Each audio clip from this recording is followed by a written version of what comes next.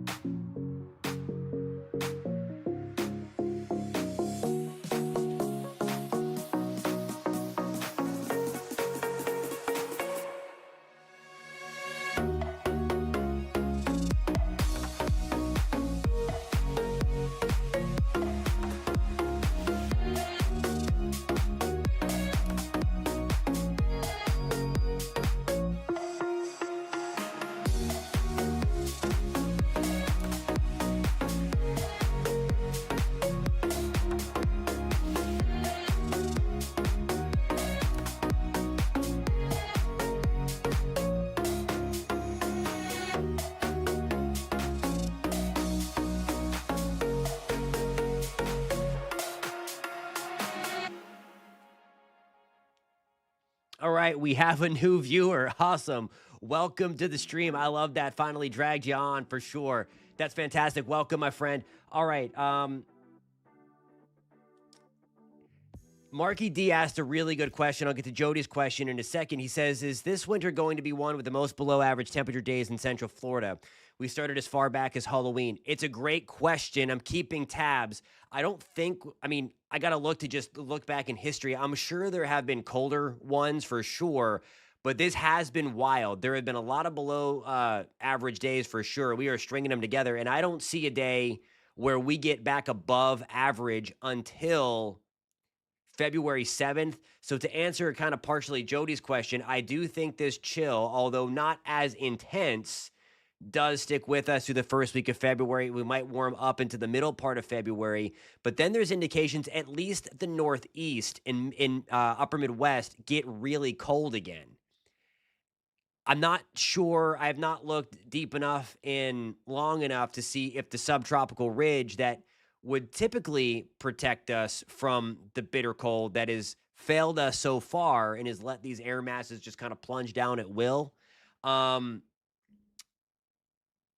We'll see if that tries to build again. That's a calling card of La Nina, and again, it has not really been there to really force things back up.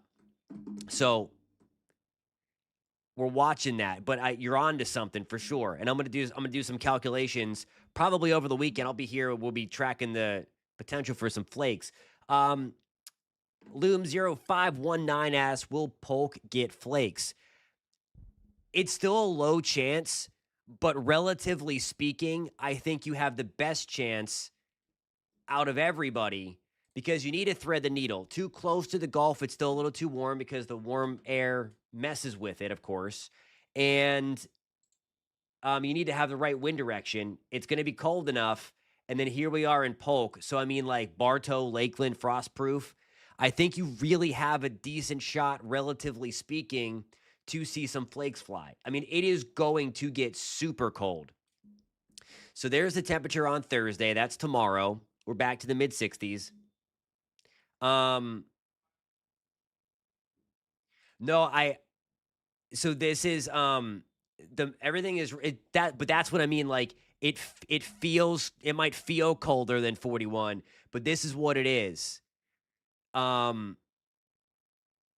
So like you might be in like a little spot where it might be a degree or two colder, but like it just feels cold out there. It's a damp cold that helps to make it feel colder than it actually is. That's why people make fun of us because it's 49. It's below zero up north, and we're complaining about 49 in Orlando.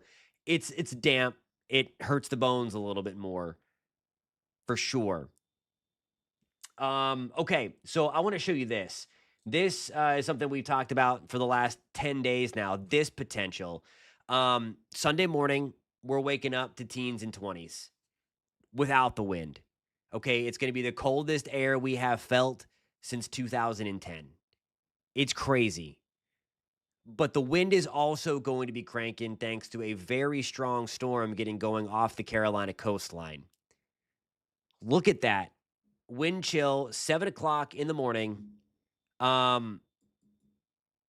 it's going to feel like 11 in Tallahassee, 12 in Orlando, mid-20s in Tampa. 28 is the wind chill in Miami.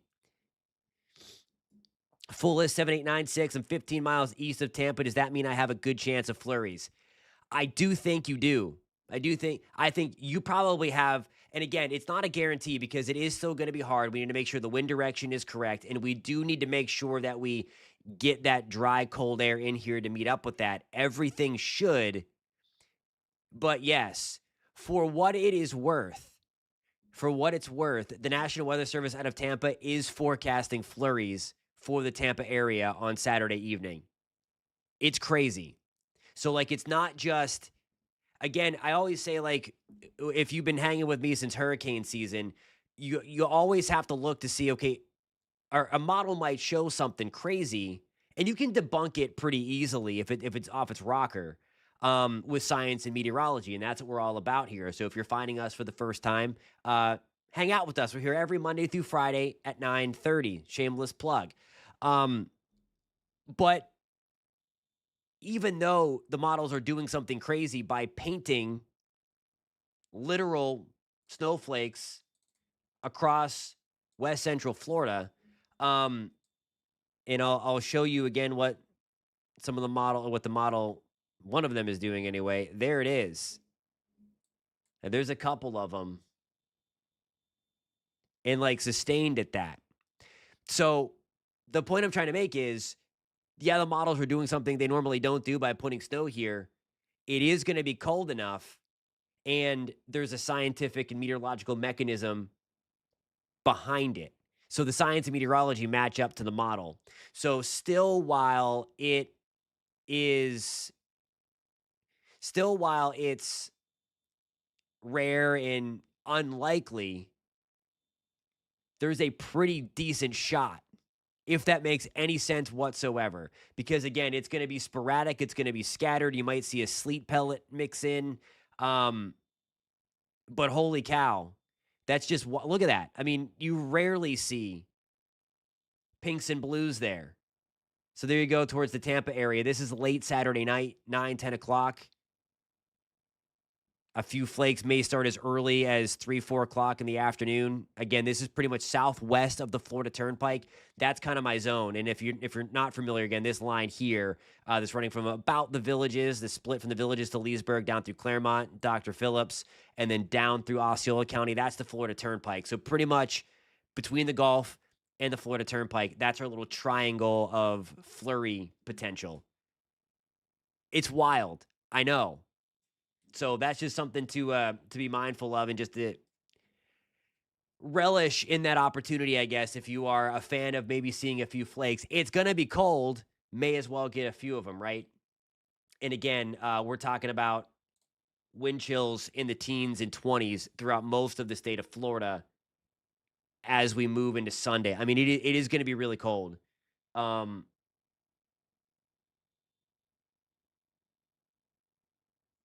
I know saving some of the hardy plants, the sensitive plants are going to be rough. Cold wind. Yeah, no ice, like no ice storm or anything like that. The snow is not going to accumulate or anything either. It might lay on some rooftops or cars or something like that, where you get a nice little burst. That's really all she wrote on that front. But holy cow, Melissa, I did not see your comment. I'm sorry. But holy cow, Sarah says it's cold here in Homosassa. You have a decent shot to see some flurries there. 10 is the feels like temperature in Jacksonville. And remember, I know there's always a lot of flack about why don't you just talk about the actual air temperature? And we do. Both are critically important because humans generate body heat. Living things, pets, dogs, horses generate body heat. The wind blows that body heat away, that protective cover, and it makes you directly impacted to the air. So that is why the wind chill is important. Frostbite and things like that. Set in faster when you have a wind. And I mean, you can go outside for yourself. It feels way worse when the wind is blowing and it's cold versus when it's cold, but there's no wind, and that is the wind chill, and that's why that number is important. The actual air temperature is important because that's what affects your plants and your pipes. So that is where that comes into play, and that's why we show both. So again, it's going to be it's going to be cold on Sunday. I'm just chilling on Sunday. Temperature tomorrow, New Smyrna Beach is hanging around 60. I mean, that's up to you, Joe. Tomorrow's a good day. Thursday is a good day. Mid 60s after a cold start at the parks. Lots of sunshine. Brunswick, Georgia has a decent shot to get snow as you get some of the wraparound moisture of the developing low going up the Carolinas. And I'll show you the full. This is going to be the European model run now that I'm pulling up here. So here's actually the developing system. So this is Saturday, and this is what drives in the cold to Florida, okay? So again, there you see Brunswick, Georgia.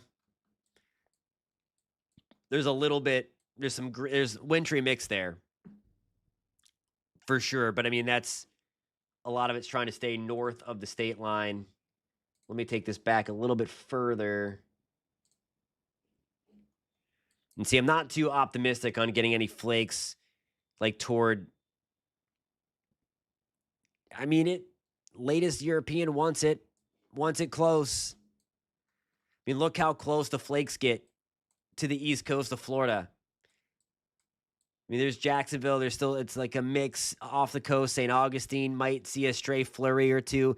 I mean, if we get the moisture to push back as far as the coast from that area of low pressure, it's happening because it's going to be cold enough. So that's something we'll be watching. We have our eyes on it again. It's certainly something to watch. It's adding to some excitement. If it's going to be cold, you may as well get a flake, right? Anyway, alrighty, guys, I have to get ready for the 10 o'clock news that is up in about 3 minutes. If you are watching on News 6 Plus, you know what I always say, keep it parked right here. We'll be up in a couple of minutes. And then News 6 at 11, we're going to have the latest model data in. They'll come fresh off, and I'll show it to you right away about the opportunity again, the latest placement for any kind of flakes. Again, this is going to be something to watch all the way through the wee morning hours of Sunday as this ridiculous, bitter cold blast settles in to the Sunshine State. Alrighty, guys, have a great night. Thank you again for the birthday wishes. Thank you again for spending some time with me tonight as we talk about this crazy, rare, and fun potential for a few flakes in Central Florida. Have a great night, guys. I will see you tomorrow at 9:30. Better yet, a couple of minutes, News 6 at 10. Thank you, guys.